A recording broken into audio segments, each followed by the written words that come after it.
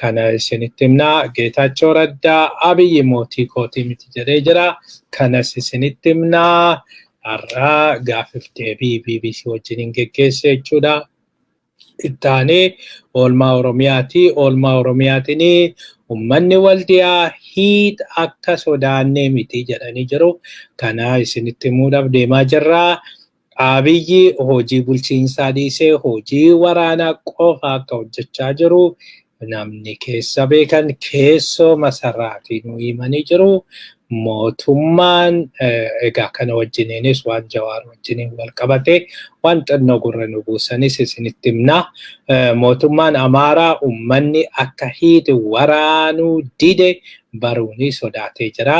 Kanas baay'ee waan jiru isinitti himna.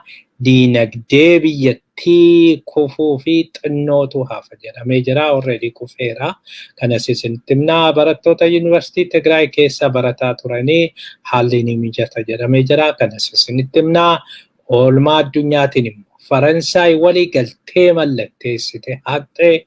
Kanas isinitti himna. Ameerikaan Feeltmaanii ergitee ergoo waan kun milkaa'uu baate sana booda maal gooti kan jedhu isinitti himna. Suudaaniin diroonii Itoophiyaa rukuttee jirti. Kanas isinitti himna.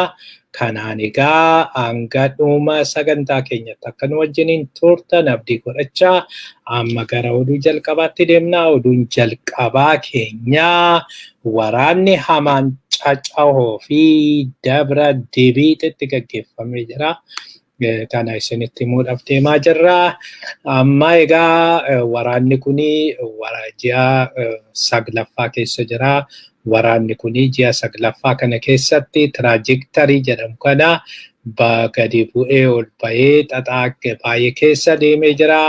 Yeroo jalqabaatti jarri lamaaniyyuu walqixaa jarri lamaaniyyuu walitti walgitu yookiin immoo waliin mo'atanii yeroodhaaf wal madeessu jedhamee yaadamee ture. Achiin booda Abiyyi humna bakka hundaa sassaabatee gara Eertiraatii sassaabatee Yuunaayitid Arab Emireetii sassaabee Somaaleedhaa sassaabee humna jiru hundumaan wayyaanee barbadeessee achiin booda Maqaleedhaa baasee achiin booda Maqaleedhaa erga ba'aniin booda jarri kuni amma Maqaleedhaa ba'anii badanii haga awwaala isaanii arginutti haga dhiiga isaanii dibannee awwaala isaanii irratti sirbuutti hin ta'u jedhanii achiin booda warri kuni garasitti deemanii isaan immoo akka Geetaachoo Raddaa jedhutti biyyee arraabnee jedha. Biyyoo arraabnee kaanee achiin booda dhuguma biyyoo arraabanii ka'anii bilchiginnaa loltuu Abiyyi biyyee nyaachisanii warra Eertiraas biyyee nyaachisanii achiin booda hundumtuyyuu yaa kottee na baasi jechuudhanii Tigraay keessaa baqatanii fiiganii ba'anii nuti hin cinqabne nuti hin gubanne uummanni Tigraay ibidda nutti ta'ee duuban nu rukutee achiin booda uummata dahoo nuu ta'utti uummata hirkoo nuu ta'utti baqannee jechuun uummata Amaaratti galle jedhanii uummata Amaarattis galanii uummata Amaaraa keessatti dandamachuu hin dandeenye. Kunoo guyyaa guyyaan lafti Amaaraa guyyaa guyyaan qabamaa oola. Kana dura raayyaan harkaa qabamee ture. Raayyaan harkaa qabame saniin booda waa'ee raayyaa jajanuu qobboon qabamtee takkaa otoo hin turiini gara qobbootiin gadi dhufanii jarri otoo qobboorra waltiyaa qabatu jedhamu. Laallibalaan qabamtee Laallibalaarran amma babal'atanii gara Dabra Taaboor deemaa jiru jedhamaa jira. Gama biraatiin immoo gara dhiyaatiin gara Gondariitiin waraanni Tigraay kana dura karaa Gondariitiin karaa sana akka hin ceene riqicha warri Amaaraa kutanii achiin booda isaan gargaarsi sira achiin kan galuufi ta'u karaa sana erga cufanii erga kutaniin booda asin gaanii asin dhufanii karaan cite otoo jedhanuu achi ce'anii lafa baay'ee jalaa qabatanii ture. Achiin booda amma waraana baay'ee abdatan, waraana baay'ee itti amananii waraanni Amaaraa jira jedhamu komaandoon addaa liyyuu komaandoo jedhamu kan jeneraal Tafarraa Maammuutiin durfamu naannoo isaanitti irraa Cacahoo Dabra Dibiixitti biyyoo nyaatee jedhamee jira. Kanaan egaa akka malee rukutamanii jiru. Akka malees nahanii jiru. Rukuttaa kanarraayyuu hin dandamatan jedhanii jiru. Tafarraa Maammoo waraana kana kan geggeessaa ture baqatee Dabra Taaboor galee jira jedhamee jira. Sanaan alas isa wajjiniin namni tokko jira. Kan faannoo hoogganaa tures tokko achitti ajjeefamee jira jedhamee jira. Kanaan egaa baay'een namni baay'een achirratti dhumuu isaati kan himamu. Kana booda waan kun sirriitti kan himamu ta'a. Gara Wallootiinis waraanni kun akkasumatti itti cimee deemaa jira. Gama biraatiin gara Wallootiin ala Walloo karaa Waldiyaa qabatanii jiru. Waldiyaa gadi darbaniyyuu gara Haayiqitti gadi dhiyaachaa jiru. Gara baadiyyaa keessa even haga Kamisee gadi diriirfachuun oollee jedhameeti kan dubbatamaa jiru. Kanaan egaa waraanni kun baha Amaaraa guutumatti qabachaa jira. Kaabni Amaaraas Gondar haala sodaachisaa jala jirti. Yeroo gabaabaa keessatti karaan Gondarii gara Humaraa deemuu cituun isaa hin oolu jedhamee eegamaa. Karaan Gondarii gara Humaraa deemuu citee jennaan achiin booda wanti wayyaanee warra si Humaraa jiranii wanti isaan yaadaniifis wanti isaan barbaadaniifis hin jiru. Kanaan egaa waan hundumaa wanta jiru hundumaayyuu laallee isinitti himnaa. Garuu waraanichi sadarkaa amma Abiyyees haa ta'u warri Amaaraa dandamachuu hin dandeenye gahaa jira. Baay'ee amansiisaa sadarkaa wayyaaneen amma injifachuu dandeesse sadarkaa jedhamurra gahamee jira. Gama tokkoon warri wayyaanee baay'ees yaalanii jiru. Bakka baay'eedha. Warri Amaaraa jechuu kooti dhiifama. Warri Amaaraa bakka baay'ee gaadhaa egaa loltuu fiduudha. Akkasumas uummata akka jirutti bobbaasanii uummata guutuu akka qawweetti kennanii waraana kanarratti bobba'uu fi akka du'a isaan oolchuu gochuudhaa fi wanti godhanii tattaaffiin godhanii hin milkoofne. Kun egaa badii rakkoo guddaadha. Waan kun waraanni kun akka inni ittiin deemaa jiru gara inni ittiin deemaa jiru kallattii inni ittiin deemaa jiru kan argisiisaa jirudha. Kanumaan egaa oduu lammaffaatti deemnaa. Oduun lammaffaa Geetaachoo Raddaa har'aa gaafiif deebii BBC Hard Talkii wajjin godhee jira. Hard Talkii wajjiniin kan deebii inni godheeni Hard Talkichi Hard Talkiidhuma itti ta'ee Hard Talkii kana sirrumatti Geetaachoo Raddaa kan deebisee.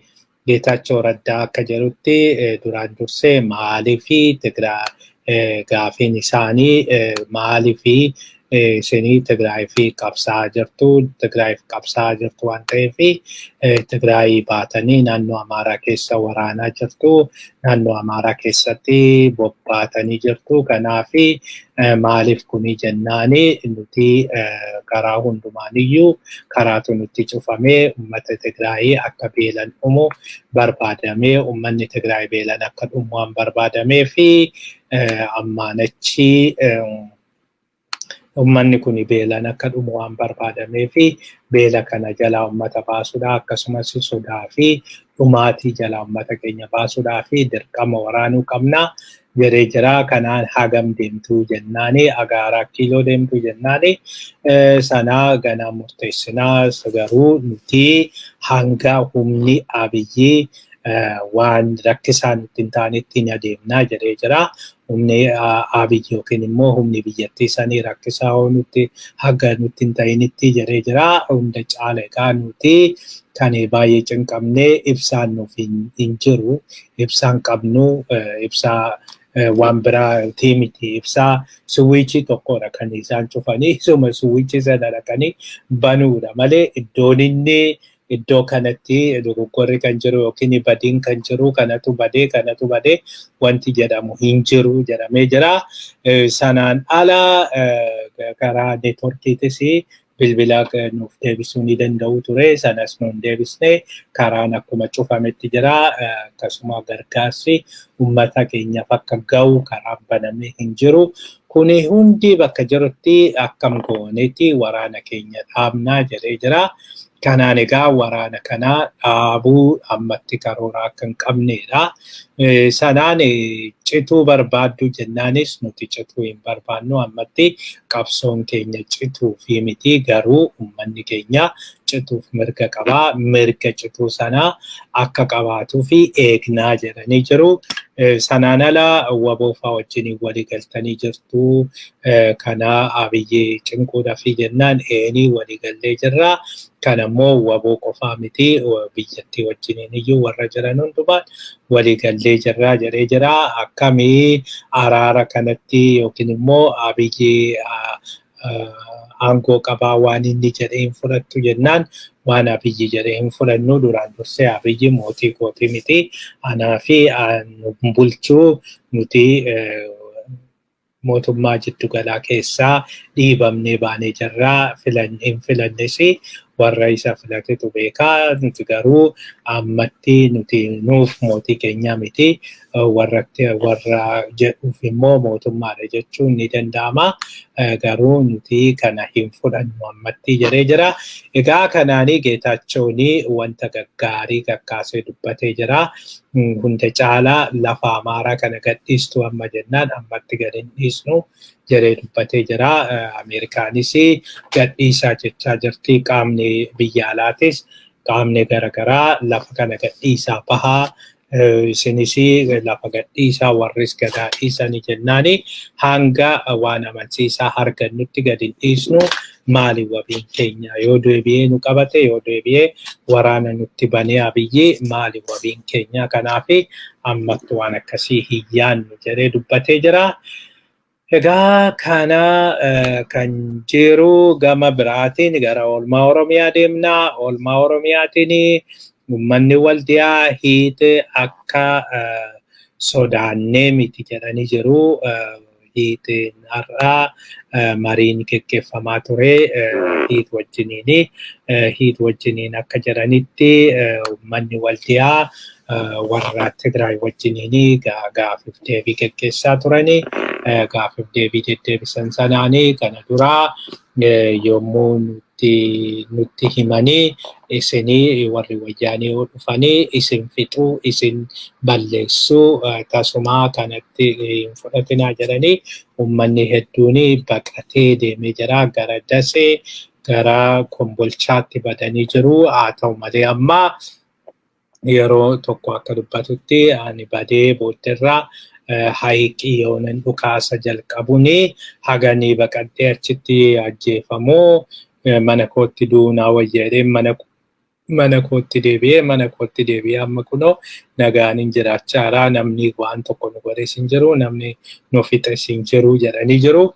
Egaa waldiyaan hin qabamne kan jedhanii waldiyaan harka hin jirtu kan jedhanii fi isaan har'aa gaafiif deebii waldiyaa keessa deemaniiti kan isaan gaggeessaa oolanii. Kanaanii ummatichis yaaddoo akka hin qabnee fi nagaan akka hojjechaa jiru. Waldiyaan magaalli karaa nagaatti akka deebiteedha kan himaa jiranii. Kanaanii mootummaan Amaaraa baay'ee kasaaraa jira. Baay'ee sitti dhagahamee jira. Egaa fuulduratti waan hamaatu itti adeemaa jira. Tokko waraana kanatti mootummaan Amaaraa mo'atamuun akkasumas mootummaan federaalaa mo'atamuun du'aa itti ta'aa jira. Injifatamuu kana mo'atamuu kana fudhachuu dadhabuutu jira. gama biraatiin kana waraana kana fudhachuu dadhabuu qofa otoo hin ta'in badiin sana booda jiru itti gaafatamummaan sana booda jiru hedduu isaan yaaddessee jira. Duraan dursee biyya keessatti haala kanaan jiraachuu hin danda'anii ummanni garagaraati isaan nyaataa, ummanni garagaraa itti ka'ee jira. Gara alaas bahanii jiraachuu hin danda'anii ummanni akkasumatti biyya alaatis international community'n itti ka'ee jira. Kanaaf badii guddaa keessa akka jiranidha kan dhaga'aa jirru. Kanaaf balleesseen badaatti jiru malee amma karaa nagaarra hin jiranii. Haa ta'u malee wanti yaadaa jiran wayii hin jira fakkaata. Kanumaanii gara itti aanutti deemnaa. Abiyyi hojii bulchiinsaa dhiisee hojii waraanaa qofa akka hojjechaa jiru dhagahamee jira. Namoonni keessaa nutti himanitti Abiyyi yeroo ammaa kanatti waa'ee bulchiinsaa, waa'ee diinagdee, waa'ee dippiloomaasii hunda isaatiyyuu dagateera. Dhimmas hin qabu. Kanaaf yeroo waanuma itti fakkaate lafaa ka'ee waan itti yaadinii emotionally kan murteessu waa'ee embaasii cufuu irratti wanta harkaa qabnutu jira. Garuu samoona kana isinitti himnaa. Sanaan ala waan dippiloomaasii irratti kufee jira. Sanaan ala waan yoo ilaalamee jiru waa'ee diinagdee irratti wanti tokko mariin hin jiru, wanti godhamu tokko waanuma itti dhufe waanuma yoo akkas jedhanii akkas hin gootu ati akkas maaliif hin goone waanuma akkasii jedha malee tokko wajjiniin iyyuu taa'ee hin mari'atu jedhamee jira. Gorsaa hin qabu. Gorsaa tokko naga'u namni ammatti itti dhiyaate xinnoollee akkam bultee akkam oolte namni jedhuuni Daani'eel Kibret qofa jedhanii jiru. Sanaan ala warra waraanaa kana wajjiniin jeneraalota wajjiniin kan inni olii gadi deemu yeroo baay'ee gara dirree waraanaa deema. Helikooftariidhaan gara dirree waraanaa deemee maalirra jirtu akkam jirtu jabaadhaa maalii godhaa jechuudha. Namoonni sodaanneeyyuu jirraa kuni dirree waraanaa sanitti ajjeefamuus danda'a. Namni kuni otoo xiyyaara isaa jalaa rukutanii waan hunduyyuu dhumee jira. Namichi garuu hin dhaga'u jedhamee jira. Kanaani maaliif warra keessa beekanidha. Kanaa maal qabdu karoorri fuulduratti jiru maalidha? Maal gochuu yaadaa jira? Kan jedhu gaafannee turre akka nuun jedhanitti Ogastii kana keessa jijjiiramni wayii hin eegamaa. Jijjiirama sana ammatti afaan baasnee afaan guunnee dubbachuu baannus jijjiiramni wayii hin jira jedhanii jiru. Haala amma jiru kanaanii hin deemsisu homtuu waan hunduyyuu wal jala dhaabatee jira. Jireenyi uummatatti baay'ee mi'aayee jira. Uummanni garmalee rakkatee jira. Uummanni keenya rakkoo hamaa keessa jira. Kanaafiyyuu ammatti rakkoo hamaa kana keessa uummatas dandamachiisuudhaa fi lammaffaa waraananis injifatamaa waan jiranii fi sadaffaa dhiibbaa biyya alaa kunis hedduu waan hammaatee fi Abiyyi hudhee waan qabee fi kanaaf yeroo gabaabaa keessatti ji'a kana keessatti waynuma ta'aa jedhamee yaadamaa jedhamee jira. Kanaaf egaa tarii akka bara haaraa maalii jedhanii waan tokko wanti haaraa wayii waan as fidan yookiin as baasanii jiraachuu mala jedhamee yaadamaa. Maalidha waan haaraa kun jennee qorachuu yaallanis lakkee amma yeroon isaan geenye isinitti himnuu jedhanii wayi Jawaar hiikuudhaa fi karoorri wayii jira jennaani. Jawaar hiikuudhaaf ammatti karoorri hin jiru. Afaanin garuu dhimma kana mari'atamee jira. Afaanini warra Oromootiin nan hiika. Jawaar hiikuun koo hin oolu. Jawaar hin hiikamaa. Garuu amma otoo waraanni jiru hin hiiku. Waraanni kuni deeggarsa waan warra Amaaraa biraan dhabsiisuu fi waraana kanas naannoo Amaaratti geggeeffamaa waan jiruu fi amma yoonan hiikee jedhee inumaayyuu durumaa nagane Abiyyi nuganee jira. Abiyyi waraanni isaa nu gargaaraa hin jiru. Mootummaan federaalaa waraana kanarratti nu gargaaraa hin jiru. Beekatiidhaa fi meeshaa waraanaa gurguddaa warra Tigraayiif kennanii warri Tigraay immoo amma kunoo woboodhaaf kennuudhaaf qophaa'aa jiru. Sanaan alaa woboodhaaf immoo loltoota Abiyyitu hanga diraagoonii kenneefi kanaafi kuni akkasitti waan naamachaa jiranii fi yeroo kanatti kuni balaa qabaa kanaafi hiikuu garuu hiikamuun isaa hin oolu jedhanii egaa oduu kana nuun gaanii jiru. Kanaaf oduu kana nutis hin ga'u kan barbaanne haa ta'u malee jijjiiramni hin jira jedhamee jira. Tarii jijjiiramni kuni waanuma jijjiirama sobaa wayii fakkaata. Waanuma tokko most likely garuu isaan dubbachuu baatanii malee waan optionii nama jiru karaan uummata ittiin sossoban tokko yoo hidhamtoota siyaasaa gadhiisanidha. Hidhamtoota siyaasaa kana uummata Tigraay gammachiisuudha jedhamee kan wayyaanis akkasumas uummata Oromoos xinnoo ofitti qabuudha jedhanii hidhamtoota Oromoo kana bara haaraa jedhanii gadhiisuu malu. Gadhiisuu maluudha kun yaada keenyadha malee waan dhageenye miti. Kanaaf akka dhageenyetti akka dhugaatti akka fudhanne yaaduma keenya waan nutti fakkaatedha kun kan dubbannu. Kanaaf tarii waan akkasii jiraachuu mala jennee yaadna.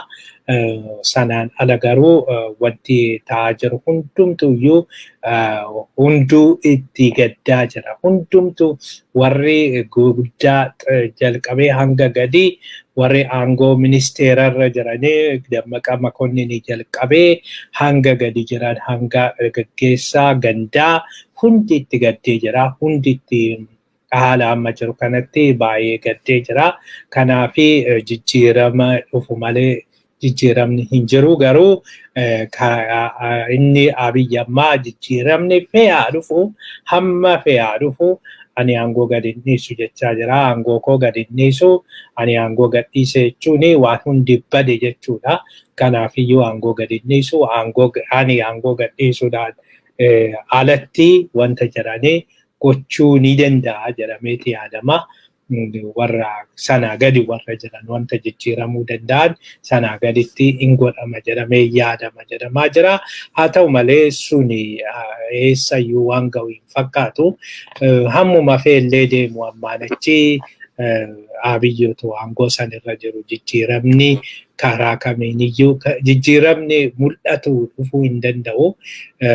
Yoo amma isaan kan gara tokkoon kana dura kan isaan yaadaa turanii egaa keessan kan dhageenyeef ifattis wanti isaan dubbatanii dura mootummaa hundeessinaa mootummaan kan hundaa'u fulbaana 30tti mootummaa haaraa erga hundeessineen booda mootummaan haaraan hundaa'e suni fulbaana 30tti mootummaa ta'ee onkoloolessa keessaa mormitoota wajjiniin marii geggeessinaa. Mormitoota wajjin marii geggeessine mormitoota hundumaa ofiikoo abaa'oo warra Biraanuu Naggaa fa'aas isaan hundumaa ofitti qabnee isaan wajjin marii geggeessine isaan keessaa namoota muraasa filannee ministeera goonee gandarratti aanarratti maali iddoo tokkotti aangoo erga kennineef booda international communitytti kunooti kongiraa waan isaan nu gaafattan kanaadha. Kunoo mormitoota ofitti qabne aangoo kenninee jirra jechuun ni malu.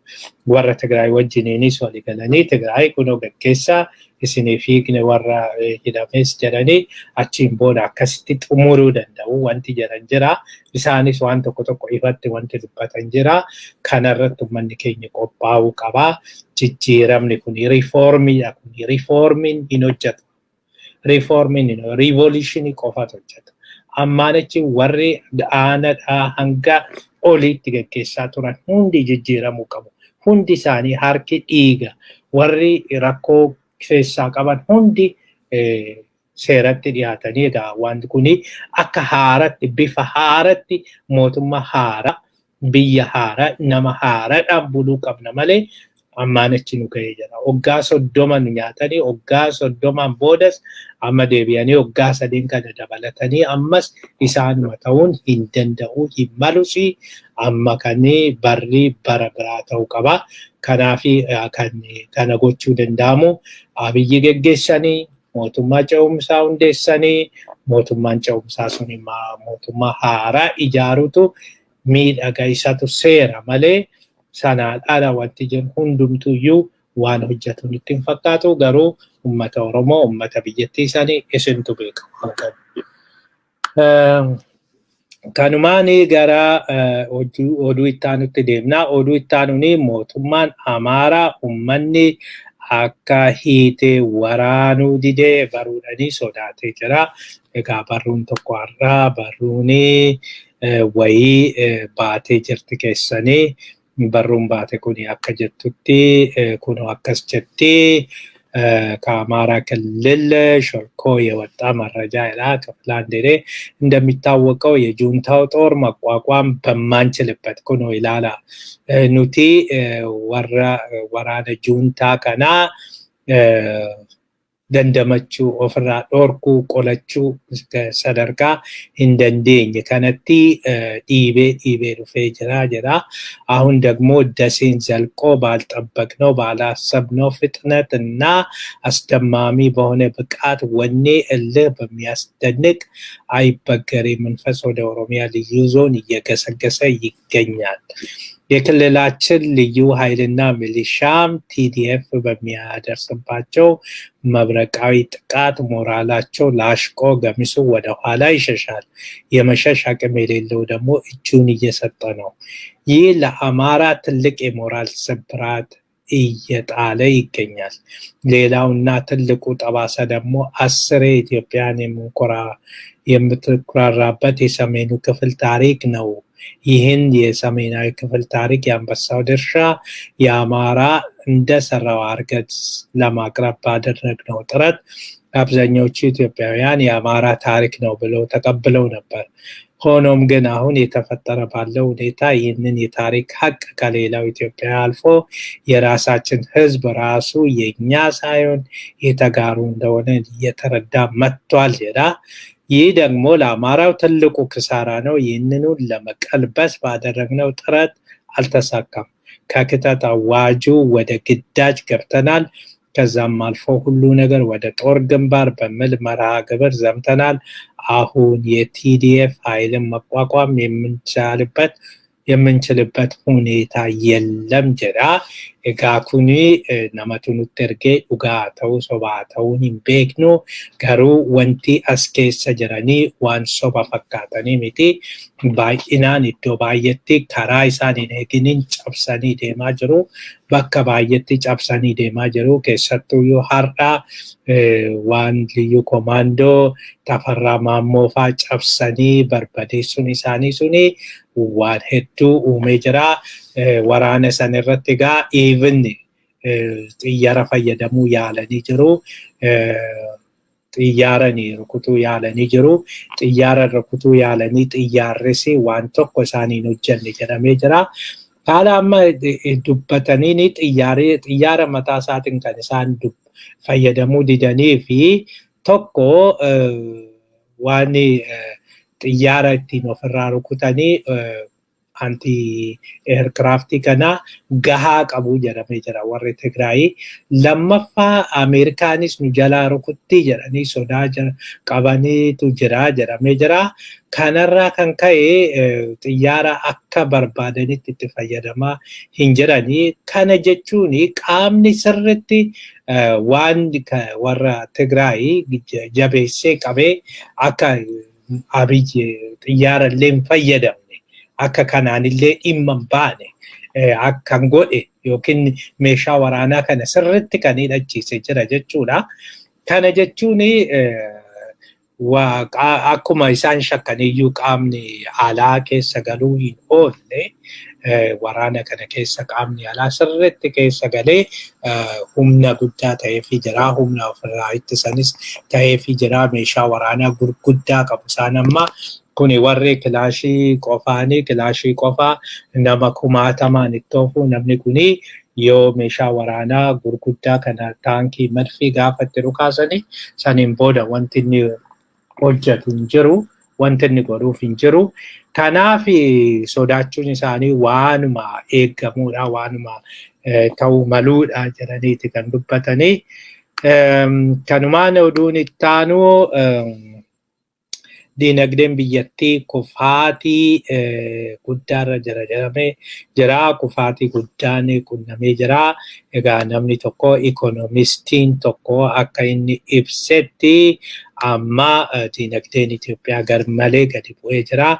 Steve Hank kan jedhamu hordofaa diinagdeeti. Baay'inaan diinagdee biyyootaa kan xiinxaluudha. The Ethiopian economy is collapsing jedha. Diigamaa kufaa jira jechuudha. Kuni barbadaa jira jechuudha.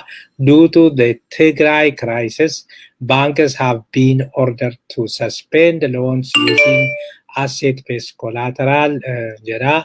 Meanwhile, inflation in Ethiopia has reached tremendous 52.5. Ilaala 52.5. Kana jechuuni wanti baay'een parsantii 52 dabale jechuudha.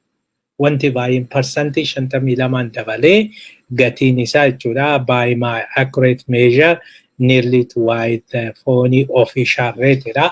Warri mootummaa hagammaa 25-30 jedhu garuu amma kan mul'atu inflationiin parsantii 52 guddate. Kanaafi amma inflationiin akkasitti baatee tuquun kuni waan rakkoo guddaa diinagdeen walumaa galatti akka hin hojjenne gochuu ni danda'a.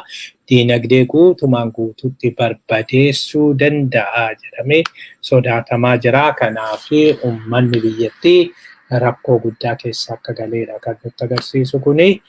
Uummanni biyyattii rakkoon hamaan akka mudachaa jirudha. Kanaaf egaa haala kanaan deemee maalirra akka ga'u akkamitti akka ta'u hin beeknu garuu haalli rakkisaa akka ta'edha kan kanarraa hubannu. Ittaanee barattoota Yuunivarsiitii Tigraay baratanii haalli ni mijata jedhamee jira. Kun egaa abdii yoo ta'in ammas rakkoo jiru nutti agarsiisa.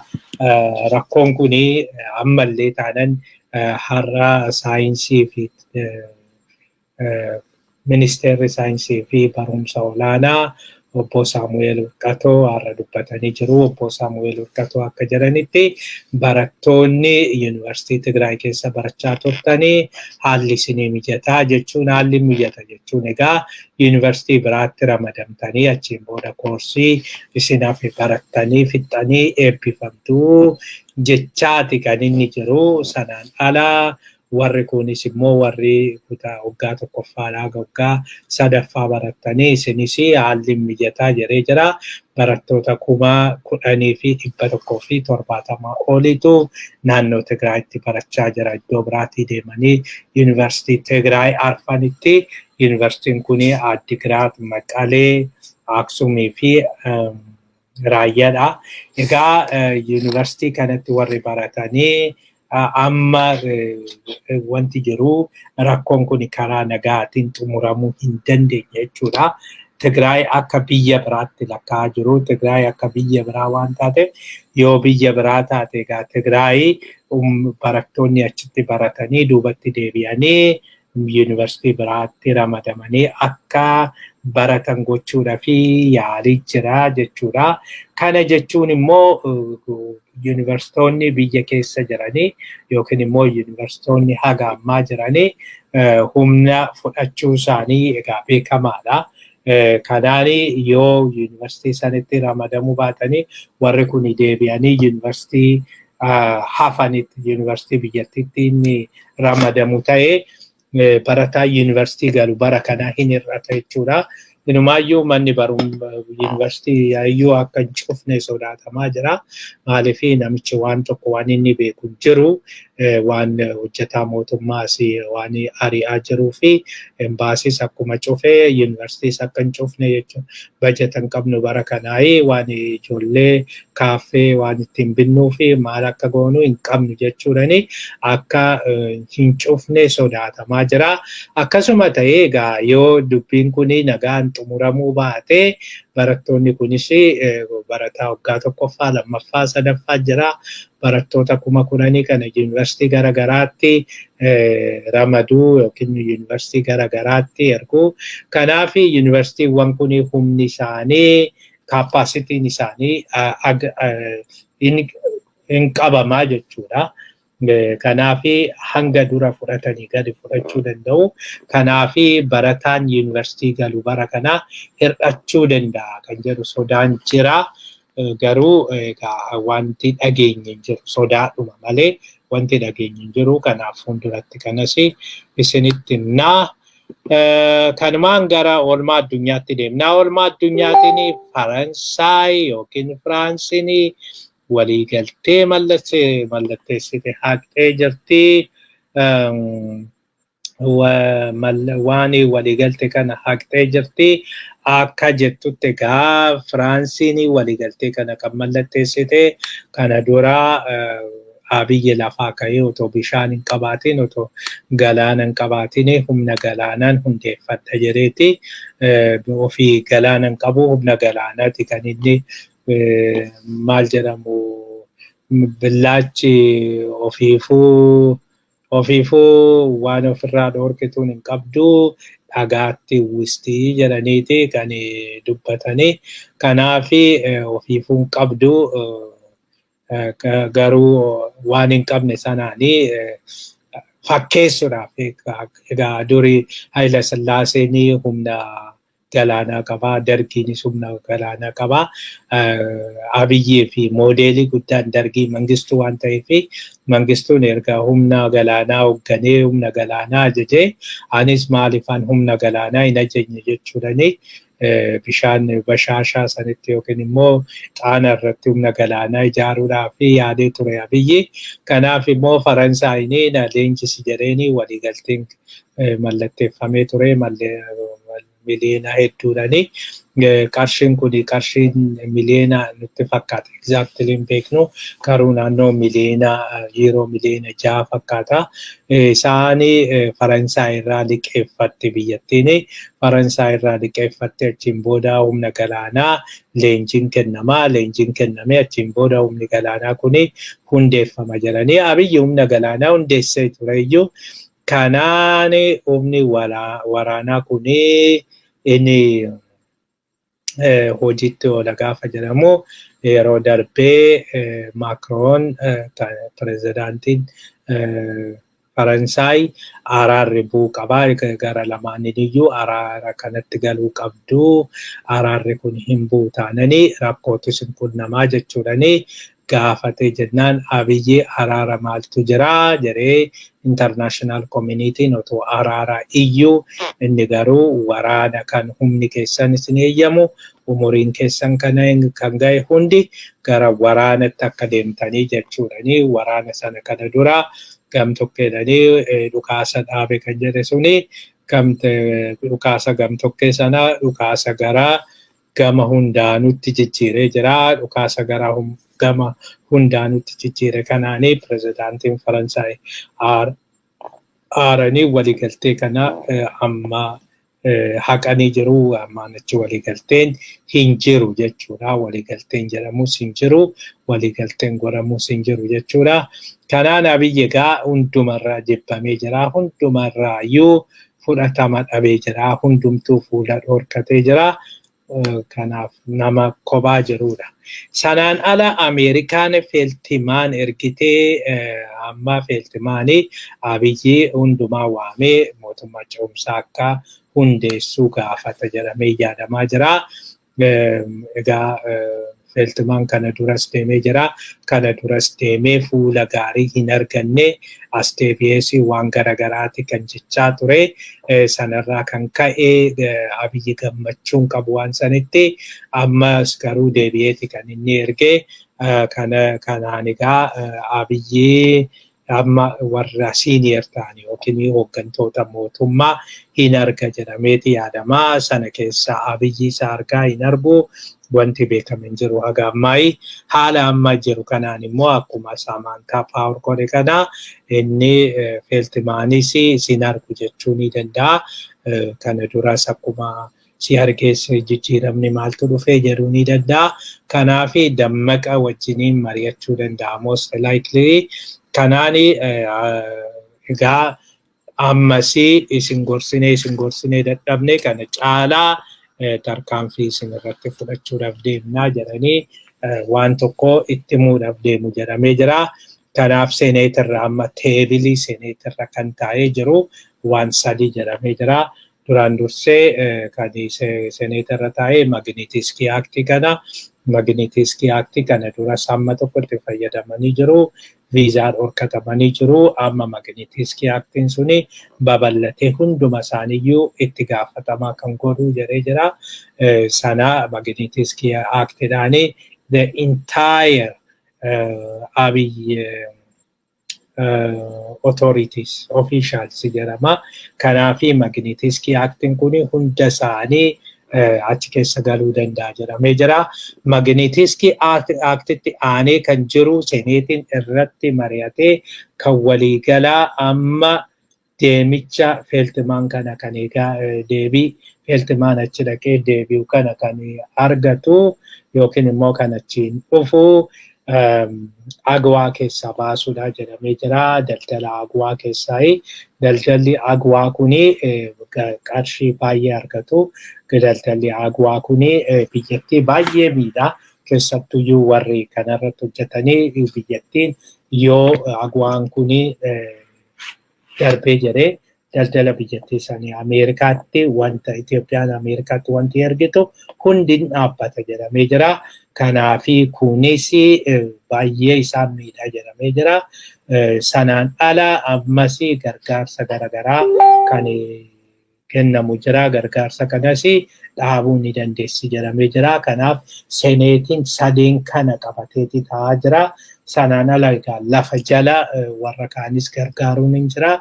Lafa jala warra kaanis akka Abiyyi irraa abdii kutatanii achiin booda akkuma kana dura godhanii Abiyyi amma kanaan tole jechuu dinnaanii lafa jala warra ABO'tii fi wayyaanii akkasumas warra kaan walitti fidanii mari'achiisanii achiin booda go ahead jedhanii Abiyyi achirraa darbadhaatoo mootummaa waliigalaa hundeessa jechuutti deemaa akka jiranii kan nageenye. Kanaaf amma Abiyyi garmalee sodaatee wanta wallaalee jira jedhamee jira. Kanaan egaa waan kuni Ameerikaanis baay'ee murteessaadha. Murtiin amma darbuudhaaf deemu kuni jechaa jiru. Rakkoon biyyattii sanas caalaa rakkisaa ta'ee jira jechaa jiru.